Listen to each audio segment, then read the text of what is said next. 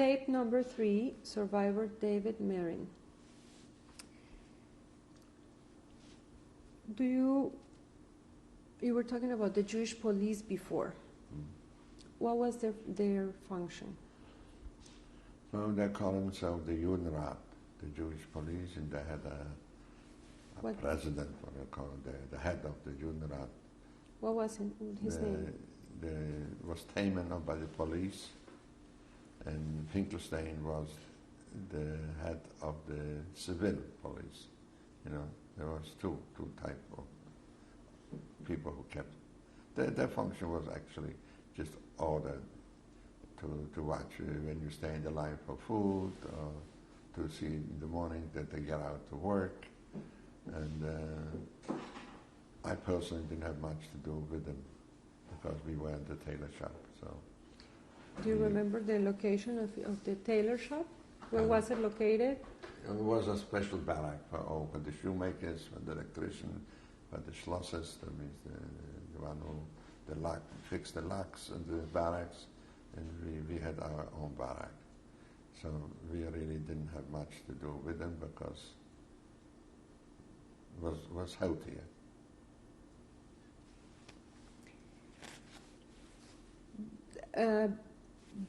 You said there were 2 Jewish police organizations. I wouldn't say organizations, I don't know, just like branches. Branches. Yeah. There was a difference in between the 2 of them? Well, the ones, the police, the guard, inside guards, they wear hats, you know. And the one who was in the civil administration, they wear regular clothes. We didn't have uniform clothes, I mean, the blue-white stripes, we didn't wear it in Yulagais. No. Were there was any Jewish or non-Jewish organization that tried to help from outside the ghetto, besides the Jewish community from Slomiki? Not really. There was nobody who could help us if you didn't help yourself. We had once one plan what fell through. We tried to escape through a nice young lady, Jewish lady, which was on false papers. And to obtain some weapon, we wanted to escape and go to Hungary. But it didn't materialize, so we kept quiet. And how were you trying to get the papers? For my brother and myself, but it didn't work out. So luckily, nobody knew about it. Were you aware of any non-Jewish people in the ghetto? If you were in contact? If you were aware, yeah. Yes, we had a lot of Gentile clientele in my hometown, from the villages. So a couple times, one of them used to bring us some bread to the gate. And we happened to know the guard, so we got the bread and they successfully went back. And that was the contact. Otherwise, we had no contact with nobody. What kind of papers did you have with you? No papers, no documents, nothing. Was any religious observance? Well, some Jewish boys observed holidays in the quiet way, you know. Nobody knew about it. As a matter of fact, some big matzah for Pesach, but I didn't attend to it because we were busy in the shop. But some of them. How about cultural activities? No activities. Go to work. If you succeed, you went to work, you were lucky. Sometimes they brought it in from the court, from outside, some piece of butter or piece of bread. Some inmates hide it in the pants. The fact is, there's one survivor, when I see him, he always reminds me, I made him big pants to put the bread in the pants. He's in Connecticut and he still talks about it. What's his name? I really forgot his name. I know he comes from nearby where I come from. I should have remembered him, but I see him occasionally, but I forget. You know, getting a little older, so you forget. Were there any other acts of defiance that you know of? What do you mean by defiance of what? Defying the Nazis trying to... Yes, one time they brought it in a whole truckload, I guess, was it? It wasn't the night from the town of Gorlitsa. In that time, we heard the guns going up, and we found out in the morning they killed a lot of them, but I don't know the exact number, how many they shot to death. And one of my next door neighbor, the bullet went through the barrack and hit him, and he died from it. And his brother is now still remains in Israel. The one who was survived with me from the transport. His name is Yeshua Knobler. You still in contact with him? Yes, I am. I visit him in Israel. He visits us when he comes to the United States. Did you know what was going on with the other Jewish people and the rest of Europe at that time? No. No, nobody, no, not much. The fact is, we didn't know where Beausitz lay. Then we find out afterwards where the transports were going. And it's a big monument there. They slaughtered that time. Well, I visited Beausitz later years, and 600,000 is killed over there in that place. The fact is, I got a letter for you to look at it from another survivor who was visiting there. We will look at it later. What is the most powerful memory that you have of that your camp experience? You became an orphan over 2 hours. No parents, no family, no nothing. And we had to live with it. Happily, I had 2 brothers, and they were all both in the same camp. So we exchanged our feelings, and we very hardly even talked about it because we didn't want to aggravate it. So we kept quiet, we kept working, and how long did you stay there?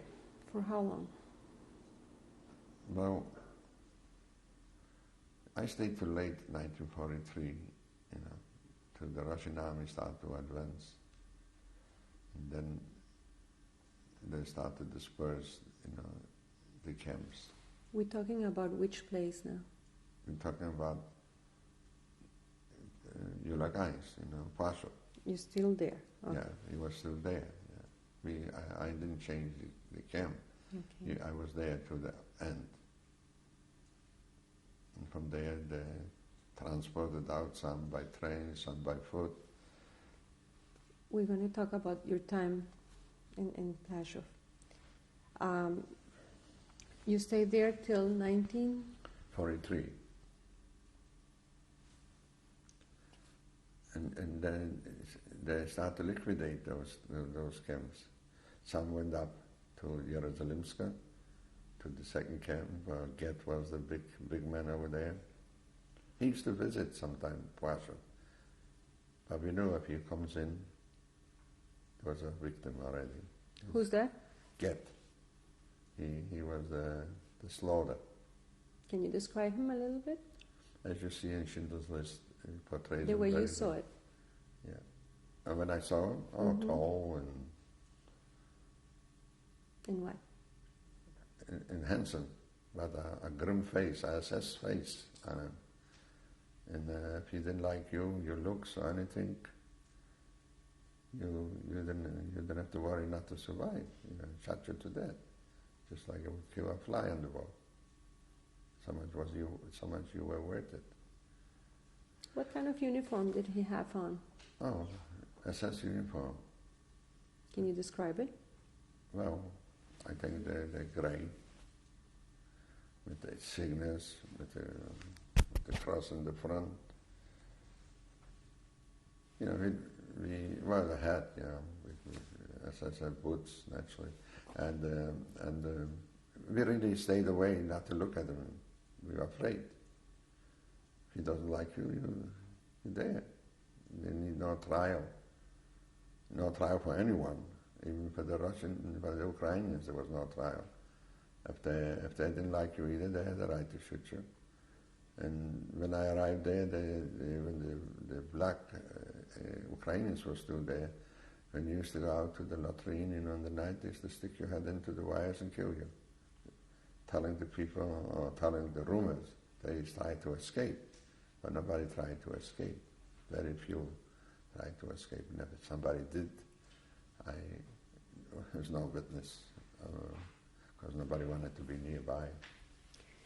What kept you going all the time that you were there? The next day. If you survive and you have something to eat, that kept me going. If you didn't have that will, to die was, I always used to say, when somebody died, they say he's better off. I said, I got always time to do that. Thank God I'm 80 now, going to be 80, and I'm still around. And, that's the way you think about it. But after visiting several camps after the war, I don't know how anybody survived. So you were left with members of your family at that time. Who were you with from your family? In the camp, Mm-hmm. I was with my two brothers. You still with them? Right. What happened after? Well, it's so hard to recollect actually, what actually happened to each individual, but we got contact. We got contact. One was here, one was there. No. My question is different. The last few days, let me rephrase it. The last few days in the camp, can you recall them? We were deported from there, Ausgesiedelt, what they call it, and we just... Where did you go? We went, some of them went to Skaržisko and some went to Częstochow. Where did you go? I went to Częstochow and Skaržisko. How did you go there? I'd be honest, I don't remember. I was weak and tired. I think by train. It was not much of a march that time. What kind of train was used at that time? I don't remember actually. Who knew? When you got there? They put us to work, some of us. I didn't work. I tried to stay away as much as you could. Some worked at ammunition, some all kind of work, but I cannot recall it exactly. Do you recall where you were staying, the barracks? Or? No, I don't recall it. It was barracks or was... I didn't even talk about it, after liberation. We didn't want to reminisce on those things. We only looked to survive. The day should come and be liberated. How long did you stay in Skaržisko? I think a period of about that was already in 1944, 2-3 months, and then from there we went to Częstochow. Or before that, I don't recall it, really, how it worked. The only time I recall how long I was in Warsaw, but that was a permanent place. In the first place we were there. Remember what they were doing in Skaržisko? What kind of place it was? I don't think I did much of any work. Just luckily I had good friends and we hide each other. What happened after those 3 months? The worst thing was the winter, the winter. And there were barracks at that time. And they just worked in I don't remember what I did actually. But I think it was an ammunition factory also. And we did all kind of little things. Were your brothers with you at that time? No, I wasn't. I was separated from them then. And then we got together again. Where on the were you march. separated? I think it was in Częstochowa. We were first transport. We were separated. You, after Skarżysko, what happened? What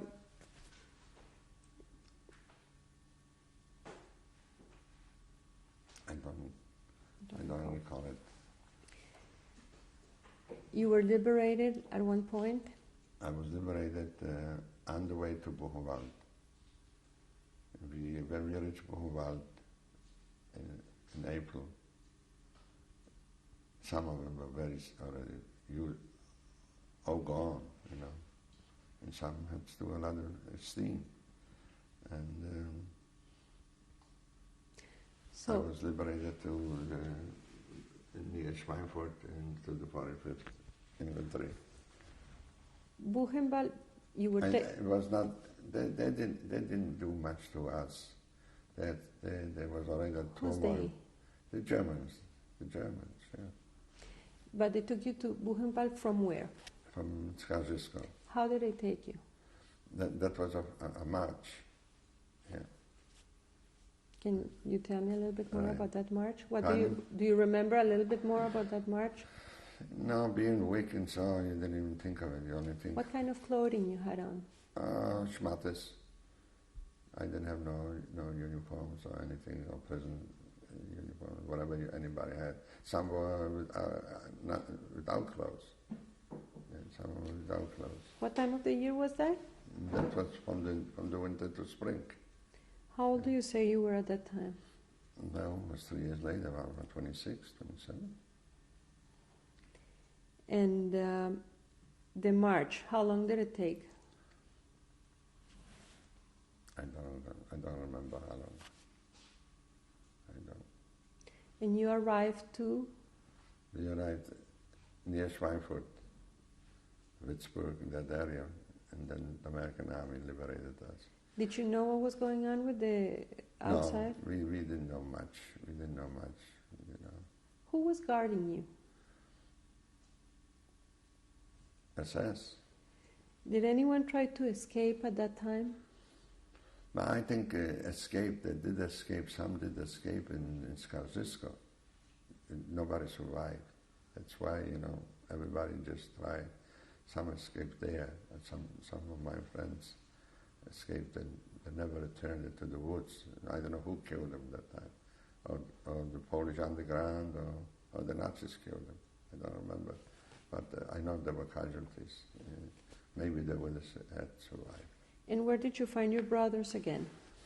And after, near Würzburg there, I found them, yeah, and then we got together. So you were liberated. Where exactly? In which area? Yes, Schweinfurt, Würzburg. And Where is that? That's in Mainfranken, you know, in Germany. Can you tell me about Liberation Day?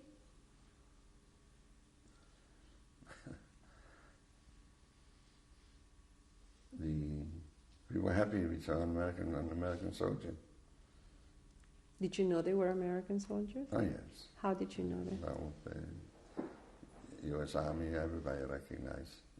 Yeah, and You remember which division? it was the 45th. From the Cygnus was the 45th Division, 45th Infantry Panzer Division. And where were you? In No, I wasn't pretty good shape then yet, because not working or anything doing it, I wasn't pretty good shape. So we got in contact with the soldiers, and then I started to work as a tailor for the American Army, and so did my brothers. where? In a special... In a place called Königshofen, near Schweinfurt, not far from there. Until we emigrate to America, How long did you work for the American Army there as a Pardon? tailor? How long did you work there as a tailor? Oh, For how from long? 1945, about maybe not right away, because this was April, about in June or so, we got acquainted with the soldiers, and they needed to work as tailors to put on the patches and all kind of stuff, and the fit had us pretty good. So I worked till 1947 to emigrate to the United States. How did you emigrate to the United States? And How did you get papers to come to the United States? well, we have an uncle, what I remember his address, and through an American soldier we got contact, and he did write for us to Hartford, Connecticut, and through him, his name is Jacobs, Joseph Jacobs. He was my mother's brother, and he lived in the United States since 1909, I think, so long, and he sent us papers. We couldn't wait. We didn't want to wait to the UNRWA and all that, and so they paid for the boat. Well, at that time we came by boat, no planes. You remember the name of the boat? Yeah, Marina Flasche. That I remember very well because it took us 2 weeks to get to America. It was such stormy weather in December 1947, and we came to New York, and from there my uncle and my cousin Rosie picked us up and brought us to Hartford, Connecticut, and we stayed with them for 2 weeks, and then I got a job as a tailor. And your brothers? My brothers didn't have no jobs. But you were together at that time? No, we were together, yeah, but I was the first one to go to work. And when I went to work, I earned some money, and I was independent. Me and my younger brother lived together in one room. And where was that? In Hartford. How about English? English, I picked up. I'm still not too good, but I picked it up in English by the soldiers, most of it. And then I went to night school. And after a year and a half, I met my wife. Where? I met in a Jewish organization having like a dance, and I met her there, and from there on we got acquainted. What was her name? Her name is Dorothy Goldberg, which is my wife for 47 years. And then? She bred 3 nice, beautiful children. And what are the names of your children? Mark is the oldest one. Mark, Avram Yaakov, and Yidah. And then Rani, what's her name, Rafael, and Michelle Hallis, with her name Mariam Hannah. Mark has 3 boys. Rani has 3 girls, and Michelle has a boy and a girl. So we got 8 grandchildren altogether. But we are very happy about it. Mr. Marin, before finishing, there's anything from the Holocaust years that you would like to say that I didn't ask you? Yes, from the Holocaust, as long as I was in those camps, was always wondering what happened in other camps. So in 1980, I think, I went with my wife to Poland. I wanted to see what was the real Auschwitz looked like. When we arrived in Poland from Israel, I went one way and my wife went another way, and we seen the atrocities separate. I wasn't happy with that. After 2 years later, I went again to Eastern Europe. I went to Vienna with my wife. Being in Vienna, I went to Mauthausen. How anybody survived there, I just still don't believe it. There were any survivors. I know there was only a few. They were murdered. I went to visit the gas chamber. I visited the crematoriums. From there I went to Budapest. Budapest was a massacre. There was no gas chambers, there was no camping. They didn't have a chance because it was late in 1944 already. Behind the synagogue, the big synagogue in Budapest, there's mass graves. And from there, I went to Poland. That was mine. That's what I really wanted to go. Did you ever go back to your hometown? I did go back to the hometown. But first I went to Beausitz. When I arrived in Plaszow, a car was waiting for me with my wife, and we traveled to Beausitz, seeing the atrocities there. Because when we were taken, nobody knew what Beausitz looked like or Beausitz was somewhere on the map. When we got there, we saw a gated gate with a monument where I took some pictures in mass graves. And in one of the tablets says 600,000 Jews perished in a time of 9 months, I think, or 6 months. Did you ever discuss the Holocaust with your children? Yes, I did. They all know, but not in detail like I tell you today. And I hope they will see that. I didn't finish my journey yet about Czechoslovakia.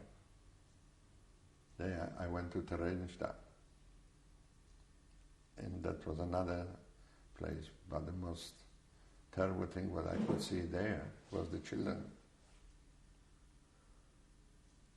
Unbelievable what they could hide at the Red Cross and the whole world, what massacre they did to our children. With that feeling I came back to the United States and told everybody the horrors, but I did see it. And I wish whoever has a chance to go see it. Because the March of Living, they don't bring him to those places. Could you, or would you like to leave a piece of advice to your grandchildren and future generations? To my children, be Jewish. And don't be afraid to say that you're Jewish. And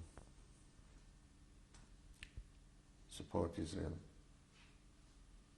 Go as many times as you can and help, because what we went through in Europe hope will never happen again. We'll forgive, but we never forget. And so I can tell them, Hazak Ve'ematz, what they say in the Hebrew. Amen. Thank you very much. It was a pleasure, even if it's a lot of sorrow in it. But it should never happen again.